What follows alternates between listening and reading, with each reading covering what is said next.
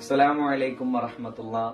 നമ്മൾ ഖുർആൻ ഓതുമ്പോ നമ്മള് ആ ഖുർആന്റെ ആയത്തിന്റെ അർത്ഥം ഓതുമ്പോ എന്തൊരു രസാലേ. അപ്പോ ഞാൻ ഇന്നലെ ഒന്നാമത്തെ ജുസായ അലിഫ് ലാം മീം ഓതുമ്പോ അതിന് 5ാമത്തെ പേജ് എത്തിയപ്പോ ഞാൻ 9ാം ക്ലാസ്സില് ആദം നബി അലൈഹി ഇസ്ലാമിന്റെ പാടെടുത്തിരുന്നു. അപ്പൊ അതില് ആയത്ത് പറയുന്നുണ്ട്, വലാ തഖറബ ഹാദിഹി ശജറത ഫതകൂന മിനൽ ളാലിമീൻ. പടച്ചോൻ എന്താണ് ആദം നബി അലൈഹി ഇസ്ലാമിനോട് ഹവ്വാമനോടും വാൺ ചെയ്യാണ്, നിങ്ങൾ ആ മരത്തുനിന്ന് ആ പഴം ഭക്ഷിച്ചാല് നിങ്ങൾ എന്താണ് വാലിമീനുകൾ പെടുന്നു.